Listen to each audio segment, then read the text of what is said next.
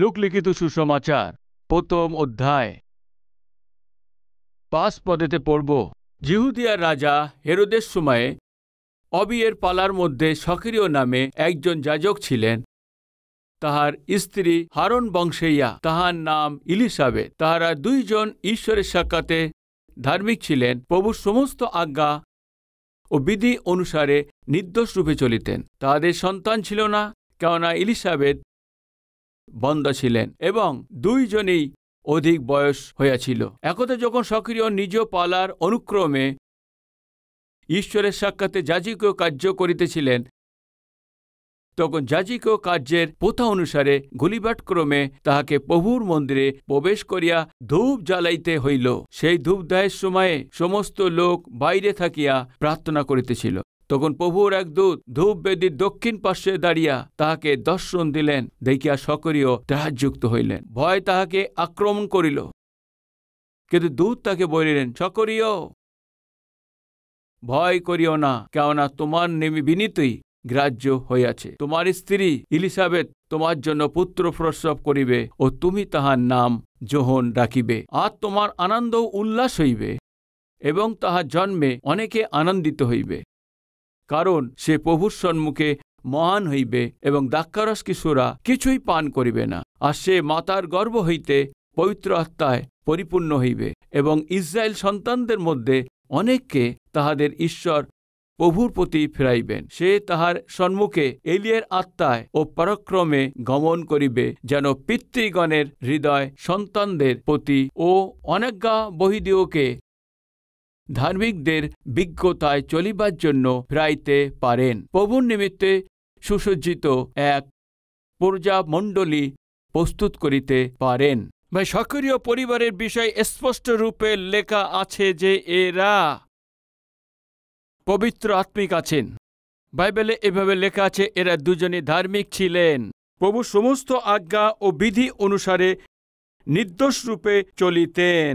এরা ঈশ্বরের সম্মুখে ধার্মিক ছিলেন। কোন সময়ে, কোন দিনেতে? কার শাসনকালের সময়েতে এই স্বামী স্ত্রী ধার্মিকতায় চলেছেন, সিদ্ধতায় চলেছেন, ঈশ্বরের উপাসনা করেছেন। এটা নিশ্চয়ই আমাদের জানতে হবে। বাইবেল স্পষ্টরূপে বলে দিয়েছেন 5 পদেতে। আবার একবার পড়ছি, কোন সময়ে? জিহুদিয়া রাজা হেরোদের সময়ে। হেরোদ সেখানে শাসন করছিলেন। হেরোদ অনেকভাবে দুষ্ট রাজা ছিলেন, অনেক দুষ্টতায় পূর্ণ রাজা ছিলেন। ঈশ্বরের ভয় ভক্তি ছাড়াই সে জীবনযাপনের রাজা ছিলেন। জিহুদীদের রাজ্যে শাসন করার সেই রাজ্যের মধ্যে এমন দুষ্ট রাজা আর দ্বিতীয় কেউই ছিল না, এমনটা বলা যায়। এত মন্দতা আর দুষ্টতা তিনি নাম করেছেন হেরোদ। তা সে দুষ্টতার বিষয়ে আমরা কিছু কিছু বিষয় এখন দেখব। ভাই, ওই দিনেতে যদি জিহুদের মধ্যে কোনো সম্পদশালী, যার কাছে কোনো ধন সম্পত্তি থাকলে ও রাজ্যতে থাকলেই হেরোদ তার ইচ্ছা পূর্ণ করার জন্যে, তার ইচ্ছা পূর্ণ করতেই, তার মনের ইচ্ছা পূর্ণ করার জন্য যদি তার ধনের দরকার হয়, টাকা পয়সা প্রয়োজন হলেই নিজের সৈনিকদের পাঠিয়ে দিয়ে জোরপূর্বক সেই ধনবানকে তিনি মেরে ফেলতেন।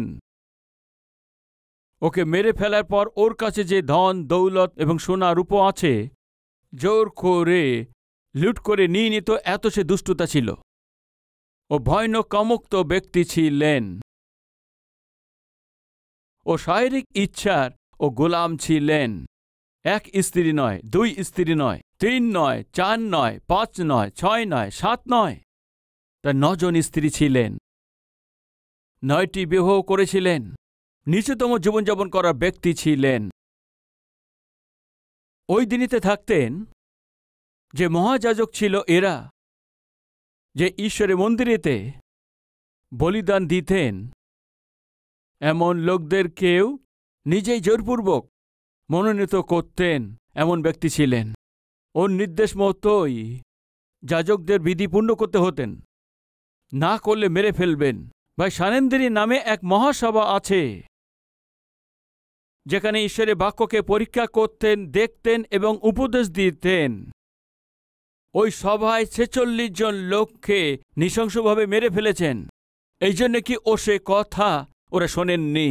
শুধু তাই না, তা সেই স্ত্রী ভাইকেও, তার নিজের শালাকে 17 বছর বয়সেতেই, ও নামও আছে হারিস্টোবুলুস, 17 বছর বয়সেই ওকেই যাজক বানিয়ে দিয়েছেন। যোগ্যতা না থাকা সত্ত্বেও তাকে যাজক বানিয়ে তার ইচ্ছা পূর্ণ করতে হবে আশা করেছে হেরোদ রাজা। ওই 17 বছরের সেই যুবক তার যোগ্যতা এবং ট্যালেন্টের জন্য অনেক ভালোভাবে কাজ করতে লোকদের ওদের মধ্যে জীবনযাপন করে ওদের প্রশংসা পাচ্ছিলেন। এসব দেখে ও নিজেই পদবী উপরে রেখেছিলেন, তবুও ওর নাম প্রশংসিত হচ্ছে বলে ওকে জলে ডুবিয়ে মেরে ফেলে দিয়েছেন। ওর সামনে আর কারো প্রশংসা হবার দরকার নেই। ওর সামনে যেন আর কেউ মহান না হয়। ওর চাইতে বড় নাম আর কেউ হবে না। আর যদি কেউ ওর চাইতে নাম সে পরিচিত হয়, সম্মান পায়, যদি পরিচিত হয়, তাহলে অধিকভাবে মেরে ফেলতেন। শুধু তাই না, ওর পুত্রই ওর চাইতে অনেক বুদ্ধিমানের সহিত জীবনযাপন করছে এবং লোকদের সহিত এবং জীবনযাপন করছে, তাকেও মেরে ফেলতেন। ও তার স্ত্রীকে মেরে ফেলেছেন, আর তার দুজনের ভাইদেরকেও মেরে ফেলেছেন, আর ওর থেকে জন্ম নিয়েছে অনেক পুত্রদেরকেও মেরে ফেলেছেন।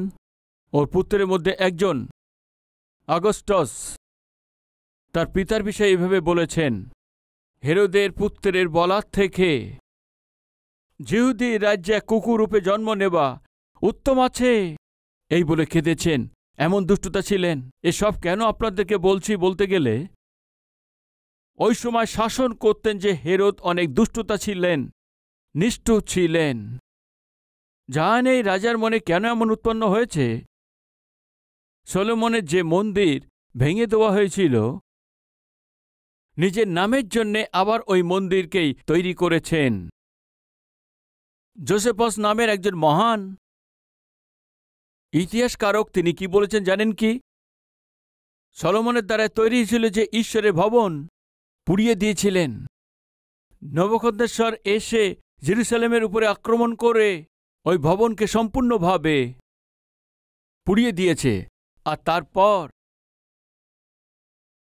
ওই ঈশ্বরের ভবনকে তৈরি করার জন্য চেষ্টায় হেরোদের শাসনকালের সময়েতে আবার সেই ভবনকে তৈরি করার চেষ্টা করেছে। কমপক্ষে 42 বছর তৈরি করতে সময় লেগে গেছে।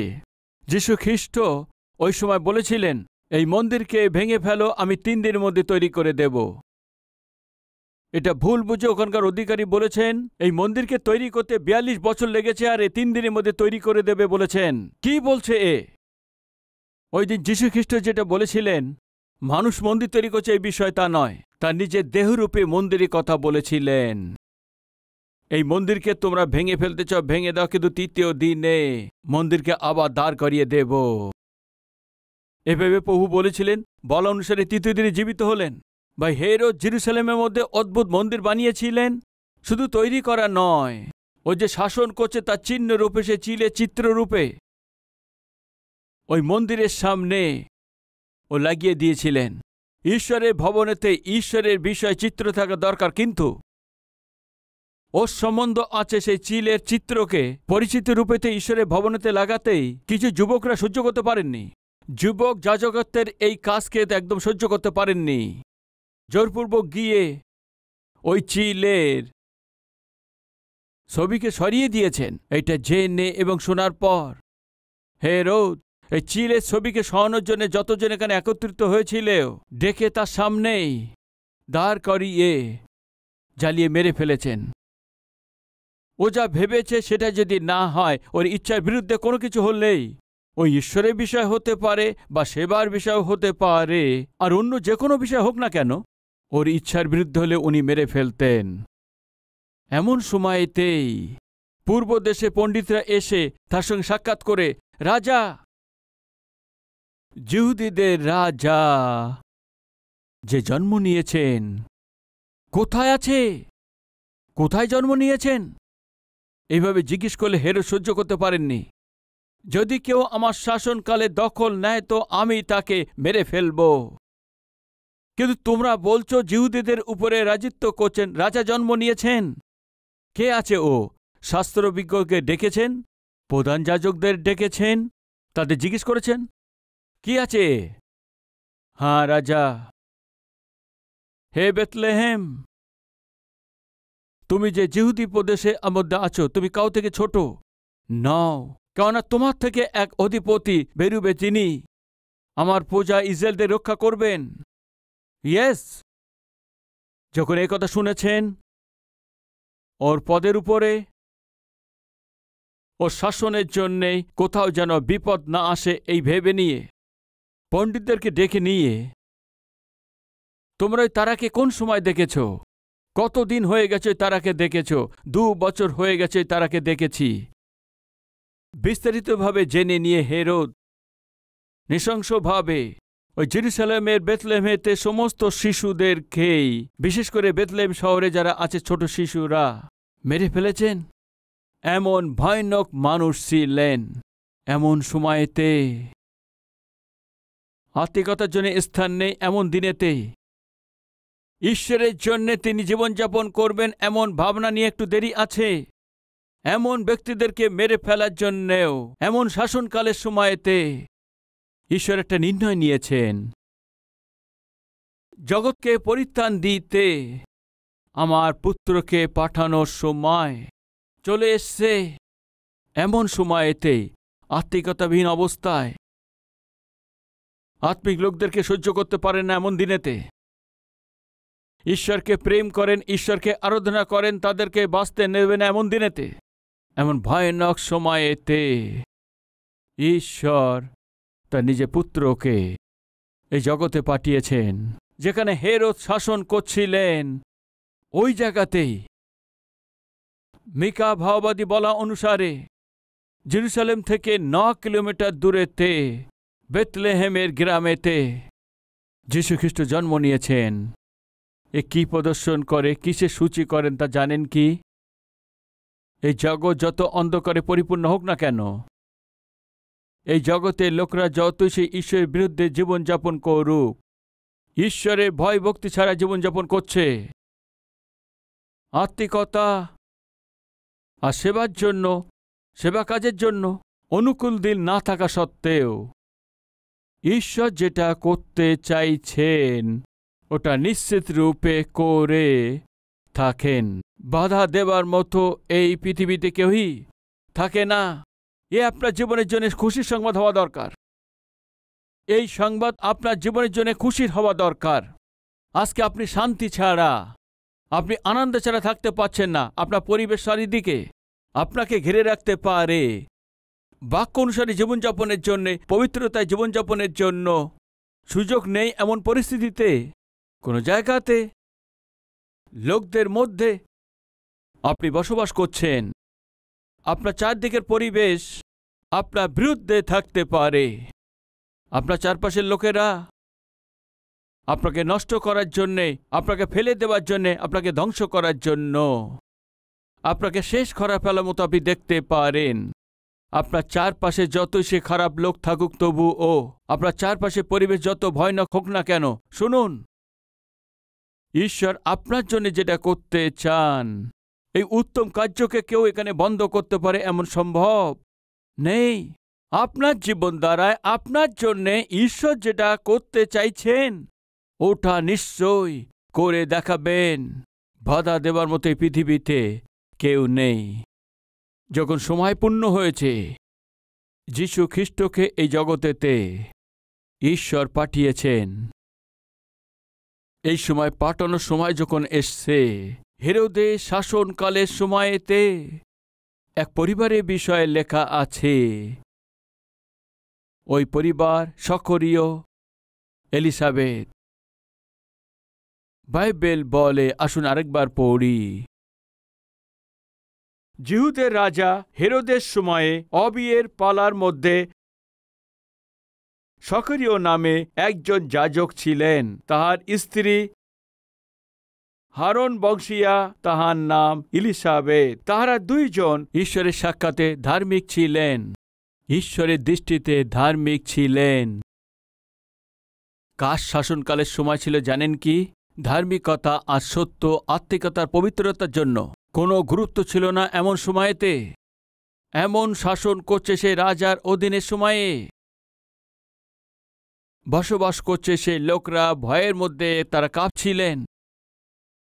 ওর আত্মিকতা দেখলে আমরা দেখতে পাই তার মধ্যে শিক্ষা ছিল না। হেরোদের যা ইচ্ছা তাই তিনি করতেন, ও যা বলছে ওইটা অনুসারে না করলে মেরে ফেলতেন।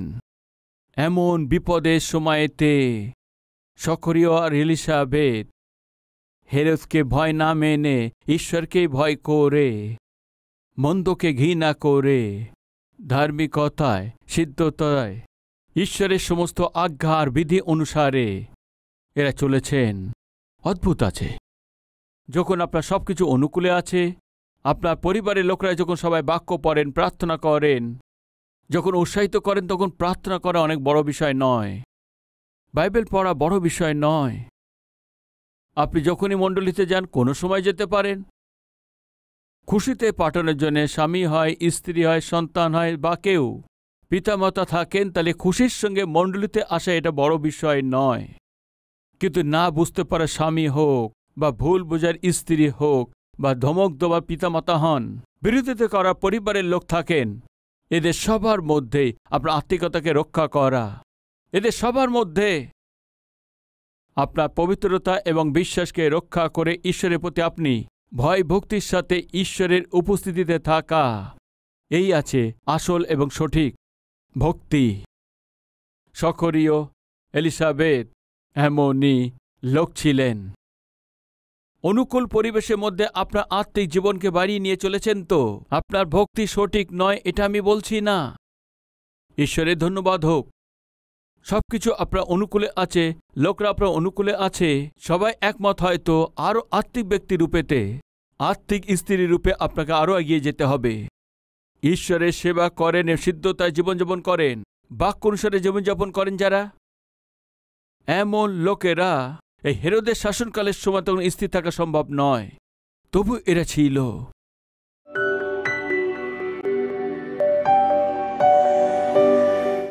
মহান পবিত্র প্রেমিক ঈশ্বর পিতা বহু সোজা আজকে স্পষ্টভাবে আমাদের সঙ্গে কথা বলেছেন।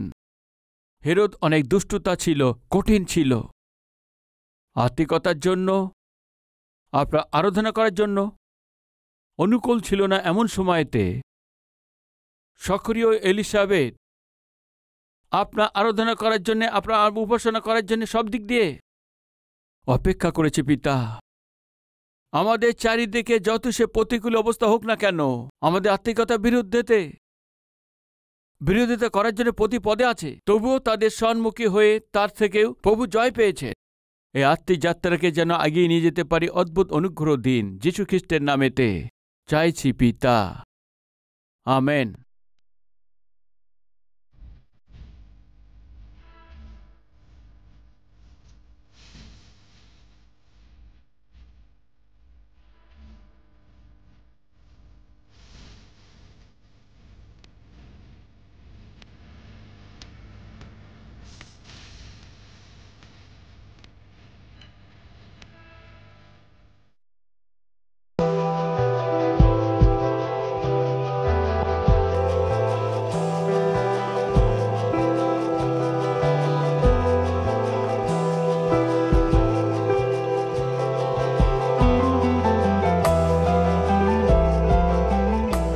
আমাদের ঠিকানা কালভেরি, পোস্টবক্স নম্বর 30, কুকুটপল্লী, হায়দ্রাবাদ 72, তেলেঙ্গানা।